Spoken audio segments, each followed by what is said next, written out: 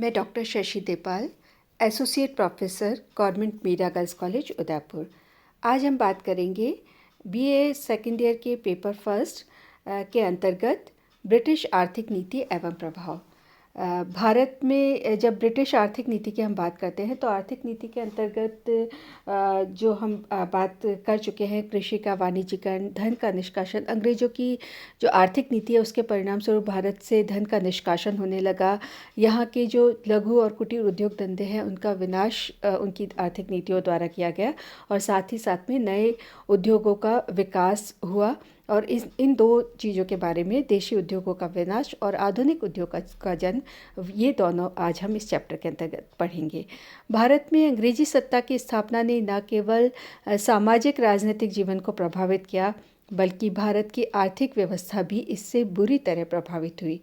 अंग्रेजी आर्थिक नीतियों के परिणाम स्वरूप एक तरफ भारत से धन का निष्कासन हुआ, परंपरागत उद्योग धंधों का विनाश हुआ, तो दूसरी ओर नई भूमि व्यवस्था कायम की गई, संचार और परिवहन के साधनों और नए उद्योग धंधों का विकास हुआ। अंग्रेजी सरकार ने अपनी आवश्यकताओं और स्वार्थों से प्रेरित होकर एक ऐसी आर्थिक नीति अपनाई जिसने सोने की चिड़िया को दरिद्रता, बेरोजगारी, अकाल और महामारी के देश के रूप में परिवर्तित कर दिया। जब से भारत में ब्रिटिश साम्राज्य की स्थापना हुई, प्लासी से 1757 से हम बात करते हैं कि भारत में ब्रिटिश व्यवस्था की स्थापना हुई, शासन की स्थापना हुई, तब से लेकर अंग्रेज़ों की आर्थिक नीतियों में लगातार परिवर्तन होते रहे। प्रारंभ में अंग्रेज़ों ने जो नीति अपनाई, ईस्ट इंडिया कंपनी जो है वह भारत आई थी और उसके द्वारा प्रारंभ में देशी जो उद्योग है उनको संरक्षण प्रदान किया गया। लेकिन एक समय पश्चात देशी उद्योग से चूँकि अंग्रेज़ों को किसी भी प्रकार से मुनाफा नहीं हो रहा था, इससे इंग्लैंड की जो आर्थिक व्यवस्था है या वहाँ के जो उद्योग है वो नष्ट हो रहे थे। तो ऐसे में उन्होंने अपनी नीतियों में परिवर्तन किया और एक नई प्रकार की नीति को अपनाया, यहाँ के देशी उद्योगों का विनाश किया और यहाँ पर आधुनिक उद्योगों को जन्म देने का कार्य अंग्रेज़ों के द्वारा किया गया। यहाँ पर आज हम दो बात विशेष रूप से करेंगे, देशी उद्योगों का विनाश और आधुनिक उद्योगों का जन्म। जब हम भारत में अंग्रेज़ों के शासन की बात करते हैं तो ब्रिटिश शासन का सर्वाधिक प्रभाव भारतीय अर्थव्यवस्था पर पड़ा। जो भारत की अर्थव्यवस्था है, अंग्रेजी विजय से पूर्व भारत की अर्थव्यवस्था ग्रामीण अर्थव्यवस्था के ऊपर आधारित थी और पूरी तरीके से भारतीय व्यवस्था जो है वो समृद्ध थी।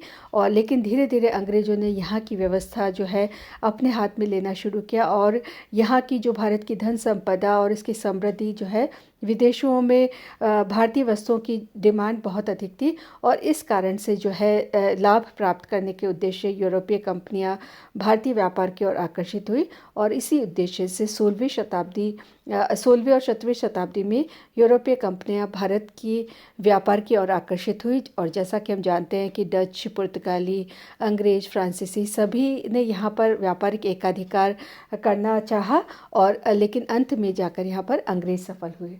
अंग्रेज़ों के द्वारा जो भारत में नीति अपनाई गई थी उसे हम विशेष रूप से धन के निष्कासन की नीति के रूप में जानते हैं कि अंग्रेज़ों की जो आर्थिक नीति थी उसका सीधा प्रभाव इसके जो है उसका जो सीधा प्रभाव है वो उसके चलते भारतीय जो संपदा है, जो धन है, उसका निष्कासन प्रारंभ हुआ। 1757 के पूर्व यूरोपीय और अंग्रेज व्यापारी विदेशों से भारत में धन लाते थे, लेकिन धीरे धीरे धन जो है, क्योंकि इसका कारण ये था कि प्लासी की विजय से पूर्व यूरोप में भारतीय वस्त्रों की अत्यधिक मांग थी, विशेषकर भारतीय सूती और रेशमी वस्त्रों की। यूरोप के व्यापारी भारत से बाहर से धन लाकर इन वस्तुओं को खरीदते थे और मुनाफा रखकर इन्हें विदेशी बाजारों में बेचते थे। किंतु बंगाल में कंपनी सत्ता की स्थापना ने परिस्थिति को बदल दिया और अब विदेशों से धन आने के बदले यहीं से धन अत्यधिक मात्रा में इंग्लैंड जाने लगा और इसी को संपदा के निष्कासन के नाम से जाना गया। यह जो है वस्तुतः वह धन जो भारत से इंग्लैंड को जाता था और उसके बदले में भारत को कुछ भी प्राप्त नहीं होता था, यही धन का निष्कासन कहलाया और इस प्रकार से इसके बारे में जैसा कि जॉन सुलिवान ने लिखा है कि हमारी व्यवस्था बहुत कुछ स्पंज की तरह काम करती है और इसके ज़रिए गंगा तट की सारी अच्छी चीज़ों को सोख लिया जाता है और उसे टेम्स नदी के किनारे निचोड़ दिया जाता है। कहने का तात्पर्य कि भारत का धन अंग्रेज अपने ही हितों के लिए भारत से जो है धन और जो सामान, क्योंकि अंग्रेज़ों का यहाँ पर एकाधिकार, व्यापारिक और प्रभुता, धीरे धीरे राजनीतिक और व्यापारिक प्रभुता उन्होंने स्थापित करना शुरू कर दिया। तो उन्होंने अपनी सारी व्यवस्थाओं को अपने हाथ में ले लिया और धीरे धीरे भारत से धन का निष्कासन होने लगा। और यही बात दादा भाई नौरोजी कहते हैं कि भारत का धन ही भारत से बाहर जाता था और वही धन भारत को ऋण के रूप में दिया जाता था, जिसके लिए उसे और धन ब्याज के रूप में जुटाना पड़ता था और यह सब एक दुष्चक्र था जिसे तोड़ना बहुत कठिन था। तो इस प्रकार से दादा भाई नौरोजी ने इसे अंग्रेज़ों द्वारा भारत का रक्त चूसने की संज्ञा दी और इस प्रकार से अंग्रेज़ों की आर्थिक नीतियों के चलते भारत में जो देशी उद्योग थे उनका विनाश होना शुरू हुआ और उनके द्वारा नई नीतियाँ जो अपनाई गई, जिससे देशी उद्योगों का पतन होने लगा। भारत में जो ब्रिटिश आर्थिक नीतियाँ थी उसके घातक परिणाम पड़े। भारत में अंग्रेजी राज्य के लगभग 200 वर्ष संपत्ति के निष्कासन के वर्ष है। इसी दौरान कृषि पर को गहरा झटका लगा, आघात पहुंचा, जो और साथ में ग्रामीण ऋणग्रस्तता, कृषि का वाणिज्यीकरण कर दिया गया, जिसकी हम पूर्व में चर्चा कर चुके हैं। साथ ही साथ में देशी उद्योगों का विनाश हुआ और आधुनिक उद्योगों का जन्म हुआ। देशी उद्योगों के गृह उद्योगों के पतन की हम बात करें तो इसके चलते जो अंग्रेज़ों की आर्थिक नीति है उसके चलते भारत की जो ग्रामीण अर्थव्यवस्था थी वो छिन्न भिन्न होने लगी। कृषि की अवनति हुई, उद्योग धंधों का विनाश हुआ। इन कुटीर उद्योगों के स्थान पर अब मशीनों का सामान तैयार करने की ओर ज़्यादा ध्यान दिया जाने लगा। परिणाम स्वरूप कुटीर उद्योगों की जगह आधुनिक उद्योगों का विकास हुआ। सरकारी आर्थिक नीतियों का सबसे बुरा प्रभाव यह हुआ कि इसके चलते कुटीर उद्योगों, दस्तकारों, शिल्पकारों के बुरे दिन आ गए और शीघ्र ही वे पतन के गर्त में चले गए। प्रारंभ में अंग्रेज इन शिल्पकारों, दस्तकारों द्वारा तैयार किए गए सामान, जिनकी विदेशी बाज़ारों में बहुत अधिक डिमांड थी, को विदेशी बाज़ारों में बेचकर मुनाफा कमाते थे और इसके बदले विदेशों से तैयार सामान और बहुमूल्य धातु भारत ले आते थे। भारतीय सामानों के बाज़ार में बिकने से अंग्रेज़ों को बहुत मुनाफा होता था, इसलिए उन लोगों ने प्रारंभ में विदेशों में भारतीय वस्तुओं के लिए बाज़ार तैयार किया और साथ ही साथ देशी उद्योगों को प्रश्रय भी दिया। किंतु धीरे धीरे जैसे जैसे इंग्लैंड में और यूरोप में भारतीय वस्त्रों की बढ़ती मांग और लोकप्रियता बढ़ने लगी, तो अंग्रेजी जो वस्त्र उद्योग है उसके समक्ष एक भीषण संकट पैदा हो गया और इसके बंद होने का खतरा उत्पन्न हो गया। ऐसे में घबराकर इंग्लैंड के वस्त्र निर्माताओं ने सरकार पर अंग्रेजी वस्त्र उद्योग को संरक्षण देने का दबाव डाला और बाध्य होकर सरकार ने अपने वस्त्रों के लिए संरक्षणात्मक नीति अपनाई और इंग्लैंड में भारतीय वस्त्रों के प्रयोग और व्यापार पर पाबंदी लगा दी और इसके साथ भारतीय वस्त्रों के आयात पर शुल्क भी अधिक बढ़ा दिया, जिससे मशीन से बने कपड़ों के मुकाबले भारतीय जुलाहों द्वारा तैयार किए गए कपड़े जो है वो महंगे हो गए और साथ ही साथ में उनकी मांग घटने लगी। तो ये अंग्रेज़ों की एक विशेष प्रकार की नीति थी कि अपने समय के अकॉर्डिंग उनको जो चाहिए उस प्रकार से, क्योंकि राजनीतिक दृष्टि से वे सर्वा हो चुके थे, तो आर्थिक दृष्टि से भी उन्होंने यहाँ अपने अकॉर्डिंग परिवर्तन करना शुरू किया। बंगाल में सत्ता की स्थापना के पश्चात कंपनी की आर्थिक नीति में परिवर्तन हुआ। अब कंपनी की जो दिलचस्पी थी वो भारत से तैयार सामान को आयातित करने में कम हो गई। उसने इंग्लैंड के उद्योगों के लिए कच्चा माल आयात करना ज़्यादा बेहतर समझा और बंगाल पर आधिपत्य स्थापित हो जाने के पश्चात ऐसा करना और अधिक सुगम हो गया। इसके लिए कुटीर उद्योगों का विनाश जरूरी हो गया। अतः कंपनी ने एक सोची समझी योजना के द्वारा यह कार्य प्रारंभ किया और कंपनी के अधिकारियों ने बंगाल के बुनकरों को लागत से भी कम कीमत पर अपना माल कंपनी को बेचने के लिए बाध्य कर दिया। वस्त्र उद्योग में संलग्न दस्तकारों और श्रमिकों को कम मजदूरी पर कंपनी के अंतर्गत काम करने के लिए विवश किया गया। वे देशी उद्योगपति और व्यापारियों के यहाँ काम नहीं कर सकते थे, उन पर कठोर प्रतिबंध लगा दिया गया। कपास के व्यापार पर कंपनी का एकाधिकार कायम हो जाने से जो वस्त्र उद्योग वाले बुनकर वगैरह थे, उनको कपास जो है वो और जो कच्चा माल रॉ मटेरियल था वो मिलना दुभर हो गया और धीरे धीरे उन्होंने अपने व्यवसाय को छोड़ने के लिए वे बाध्य हो गए। इस प्रकार से कुटीर उद्योग को बर्बाद करने के लिए कंपनी ने जो है धीरे धीरे अपनी जो कंपनी के कर्मचारियों ने निजी व्यापार द्वारा इंग्लैंड में बने हुए मशीनी वस्त्र को बंगाल और अन्य भागों के जो बाज़ार है उसमें बेचना प्रारंभ कर दिया। और चूँकि इनकी कीमत हाथ से बने हुए वस्त्रों के से कम होती थी, तो इससे भारत के जो देशी वस्त्र उद्योग है उस पर बुरा प्रभाव पड़ा और 19वीं शताब्दी तक ये जो है ये सब व्यवस्थाएं नष्ट हो गई और उसकी जगह अब अंग्रेजी वस्त्रों की भरमार होने लगी। रही सही कसर हम कह सकते हैं कि 1813 के चार्टर एक्ट ने पूरी कर दी। 1813 में चार्टर एक्ट के पास होने के समय तक इंग्लैंड की अर्थव्यवस्था में महत्वपूर्ण परिवर्तन हो चुके थे। इंग्लैंड को एक विशाल विदेशी औपनिवेशिक बाजार उपलब्ध हो चुका था। इन बाज़ारों में इंग्लैंड में बनी वस्तुओं को बेचकर लाभ कमाया जा सकता था। व्यापारी और औद्योगिक वर्ग जो है वो उत्पादन में तेज़ी लाना चाहता था। इसके लिए कच्चे माल और देशी उद्योगों को संरक्षण देना आवश्यक था। यह इंग्लैंड को भारत से प्राप्त हो सकता था। अतः इंग्लैंड में औद्योगिक पूंजीपति और उत्पादक वर्ग ने सरकार पर दबाव डालकर आर्थिक नीति में परिवर्तन करने को बाध्य किया।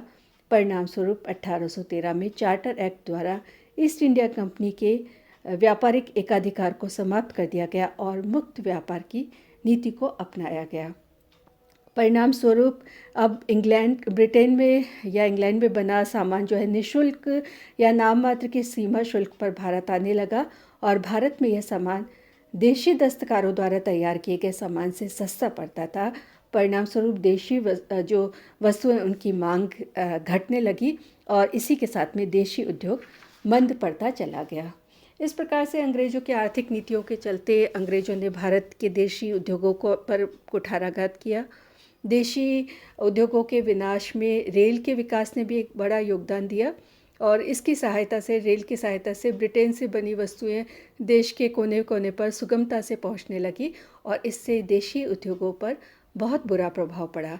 अब लोग ब्रिटेन और विदेशों के बनी सस्ती वस्तुएं आसानी से खरीद सकते थे, जबकि हाथ से बनी वस्तुएं और जो यहाँ के गृह उद्योग थे उनका जो सामान था वो महंगा पड़ने लगा। लगभग सभी देशी उद्योग, वस्त्र उद्योग, शीशा, कागज़, चमड़ा, रंगाई के उद्योग पिछड़ने लगे क्योंकि दस्तकारी पर इस खर्च अधिक बैठता था और मशीन पर तैयार किए गए सामान सस्ते होते थे। इस तरह जनसाधारण इन्हें खरीदने की अपेक्षा ब्रिटेन में बने सामानों को खरीदने की ओर अधिक आकर्षित होने लगे। तो ये अंग्रेज़ों की एक बहुत सोची समझी चाल थी। जहाँ भारत का औद्योगिक विकास पूर्णतः घरेलू उद्योगों पर आधारित था। सूती वस्त्र जिसमें सबसे अधिक विकसित था। सूरत, चंदेरी, बुरहानपुर, मैसूर, जौनपुर, बनारस, ढाका आदि इसके प्रमुख केंद्र थे। यूरोप में सूती वस्त्रों की डिमांड बहुत अधिक थी, लेकिन अंग्रेज़ों ने अपने अकॉर्डिंग यहाँ की आर्थिक नीतियों में परिवर्तन किया और इस प्रकार से अंग्रेज़ों की आर्थिक नीतियों के चलते भारत के देशी उद्योगों का विनाश होने लगा। अन्य कारणों के चलते भी भारतीय उद्योगों का पतन हुआ।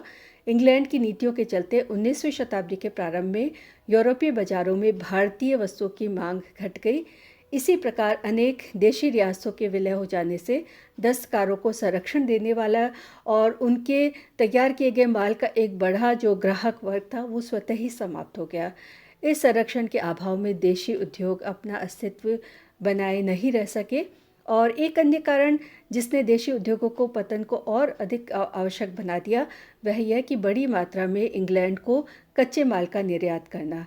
इंग्लैंड के उद्योगों को जीवित रखने के लिए सरकार ने कच्चे माल का निर्यात बड़े पैमाने पर किया।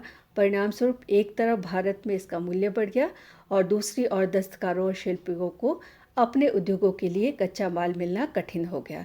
इस प्रकार से देशी औद्योगिक केंद्र नष्ट होने लगे। दस्तकारों और शिल्पियों को बाध्य होकर कृषि पर अपना ध्यान लगाना पड़ा और इस प्रकार से अनेक खेतिहर मजदूर बन गए और धीरे धीरे देशी उद्योगों का पतन होने लगा। देशी उद्योगों के पतन के पश्चात हम बात करेंगे आधुनिक उद्योगों का जन्म और पूंजीवादी वर्ग का उदय। जो सरकार की नीतियाँ थी उसके परिणाम स्वरूप 19वीं शताब्दी के पूर्वार्ध में भारत में देशी उद्योगों, विशेषतः वस्त्र उद्योग पूरी तरीके से नष्ट हो गया। इसके बदले अब भारत में मशीनों द्वारा तैयार सामान जो है और औद्योगिकीकरण की प्रक्रिया प्रारंभ हुई। 19वीं शताब्दी के मध्य में कपड़ा और जूट की मिलें बम्बई और बंगाल में खुली। इसी प्रकार जिनिंग और प्रेसिंग कारखाने भी 1850 से 70 के बीच भारत में खुले, परंतु भारत के औद्योगिकरण की वास्तविक प्रक्रिया 1870 के पश्चात ही प्रारंभ हुई। प्रारंभ में सबसे अधिक ध्यान जो है वो जूट और वस्त्र निर्माण की तरफ दिया गया। यहाँ अंग्रेज़ों ने अपने हिसाब से आर्थिक नीतियों को परिवर्तित किया। उनकी इंग्लैंड में डिमांड जिस प्रकार से यूरोप में जिन चीज़ों की मांग थी, धीरे धीरे उन चीज़ों से, क्योंकि अंग्रेज़ों को उससे फ़ायदा नहीं हो रहा था, तो अपने फ़ायदे के लिए उन्होंने इन सारी व्यवस्थाओं को, आर्थिक व्यवस्थाओं को परिवर्तन किया। और इसी प्रकार से आधुनिक उद्योगों का विकास भारत के आधुनिक इतिहास की एक महत्वपूर्ण घटना कही जा सकती है। उद्योगों का यह विकास औपनिवेशिक शासन की सहायता से नहीं हुआ। इस शासन का वश चलता तो वह भारत को पूर्ण रूप से कच्चे माल पैदा करने वाले और कृषि प्रधान देश के रूप में ही रखता। आधुनिक उद्योग जो है वो विदेशी शासन के बावजूद तथा इस शासन द्वारा पैदा किए गए अवरोधों को पार करके पनप सके, और इस प्रकार से औपनिवेशिक शासन की नीतियों के चलते यह विकास स्वाभाविक ढंग से न होकर एक अलग प्रकार से हुआ। सरकार के औद्योगिकरण जो सरकार के द्वारा जिस प्रकार की नीति अपनाई गई, उसमें AR देसाई ने लिखा है कि रेलवे की स्थापना और भारतीय साहूकार वर्ग के पास पर्याप्त बचत, जिसने मूल पूंजी का काम किया, इन दो कारणों से भारतीय उद्योगपति नए उद्योगों की स्थापना कर सके। भारत के आर्थिक इतिहास में रेलवे ने हस्तशिल्प उद्योग के विनाश और आधुनिक उद्योग के जन्म, इन दोनों प्रक्रियाओं में सहायता प्रदान की। भारत में रेल परिवहन के प्रारंभ होने के समय ही जो है कार्ल मार्क्स जो है उसने टिप्पणी कर दी थी कि रेलवे का प्रादुर्भाव भारत में आधुनिक उद्योगों के आगमन का पूर्व सूचक है। और इस प्रकार से हम देखते हैं कि किस प्रकार से यहाँ के उद्योगों में जो है परिवर्तन हुआ और आधुनिक उद्योगों का विकास जो है वो प्रारंभ हुआ। अंग्रेजी साम्राज्य का प्रमुख लक्ष्य भारत का औपनिवेशिक शोषण करना था, और इस शोषण की प्रमुख विशेषता थी इंग्लैंड में बनी वस्तुओं की बिक्री के लिए भारत में पूर्ण सुविधा उपलब्ध हो। इसी कारण भारत के औद्योगिक विकास की ओर अंग्रेजी प्रशासकों ने उदासीन दृष्टिकोण अपनाया। उन्होंने तो 19वीं शताब्दी के उत्तरार्ध में व्यक्तिगत प्रयत्नों से प्रारंभ हुए भारतीय उद्योगों को भी संरक्षण नहीं दिया। बाद में जब ब्रिटेन में बहुत पूंजी इकट्ठी हो गई और इस पूंजी को भारत में लगाया जाना लाभप्रद समझा गया, तभी यहाँ पर कुछ उद्योगों का आरंभ किया गया। यद्यपि भारत में उद्योगों का प्रारंभ ब्रिटिश पूंजीपतियों द्वारा किया गया, फिर भी भारत सरकार द्वारा उन्हें केवल उन्हीं उद्योगों को संरक्षण दिया गया जो ब्रिटेन में प्रारंभ नहीं हो सकते थे, और जो उनके लिए लाभप्रद थे उस प्रकार के उद्योगों को भारत में प्रारंभ किया गया। भारतीय उद्योगपति इसी कारण इस क्षेत्र में देर से आए और अनेक कठिनाइयों का उन्हें सामना करने पड़ा। 1850 में सबसे पहले भारत में कपड़ा, जूट और कोयला निकालने का जो उद्योग है उसको प्रारंभ किया गया। पहली कपड़ा मिल 1853 में क्वासी नानाभाई ने बम्बई में शुरू की। पहली पटसन मिल बंगाल में रिश्रा में प्रारंभ की गई। 1879 तक भारत में 56 कपड़ा मिलें थी, जिनमें 43,000 लोग काम करते थे। 1882 में लगभग 20% उद्योग थे, जिसमें अधिकतर बंगाल में थे तथा इन मिलों में 20,000 लोग काम करते थे। धीरे धीरे इनकी संख्या बढ़ती चली गई। केवल कोयला उद्योग में 1906 में 1 लाख लोग काम करते थे, और धीरे धीरे यह बाद में लोहा, कागज, चमड़ा, कांच, सीमेंट, चीनी आदि उद्योगों को संगठित किया गया, और इस प्रकार से अनेक स्थानों पर मिलें बनाई गई। तो जो सरकार की औद्योगिक नीति थी वह एक तरीके से भेदभाव से भरी थी। इसके चलते हुए उद्योगों से अंग्रेज़ों को लाभ प्राप्त हुआ, और जो अंग्रेज़ थे उन्होंने अपने हिसाब से भारत के लोगों को यद्यपि रोजगार के अवसर प्राप्त हुए, किंतु औद्योगिकीकरण के परिणामस्वरूप बड़ी मात्रा में संपदा का निष्कासन भारत से होना प्रारंभ हो गया, और अधिकांश उद्योग पर ब्रिटिश पूंजीपति और उद्योगपतियों का स्वामित्व और नियंत्रण ही था। यहाँ पर हम बात कर रहे हैं अंग्रेज़ों की औद्योगिक नीति के बारे में। और अगर उसकी हम अंग्रेजी आधुनिक उद्योगों की बात करें तो विकास के को हम कुछ चरणों में बांट सकते हैं, जिसमें विकास का प्रथम चरण जो है 1914 में तक रहा। और इस दौर में विकास की विशेषता यह थी कि इस काल में एक और तो निर्यात योग्य माल पैदा किया जाता था और दूसरी ओर देशी पूंजी ने इस क्षेत्र में कार्य करना प्रारंभ हुआ, जब विदेशी पूंजी के साथ किसी भी प्रकार की प्रतिद्वंद्विता नहीं थी। और उसके पश्चात हम बात करते हैं कि 1914 से लेकर 1937 के जो है वो आधुनिक उद्योगों के विकास का दूसरा चरण था। इस काल में भारतीय उद्योगों का विकास करने के नए अवसर प्राप्त हुए। और ऐसे युद्ध के दौर में 1914 में जो प्रथम विश्व युद्ध शुरू हुआ था, इस दौर में विदेशों का माल भारत में ना आ सका, अतः विदेशी माल की प्रतियोगिता से भारतीय उद्यम बच गए। और इस प्रकार से यह दूसरा चरण जो है वह था। इसके पश्चात जो तीसरा चरण था वह साम्राज्यवादी शासन का अंतिम दशक था। अंग्रेजों ने अपने हिसाब से यहाँ की जो व्यवस्था है उसको अपने अकॉर्डिंग, अपने हिसाब से जो है परिवर्तित किया।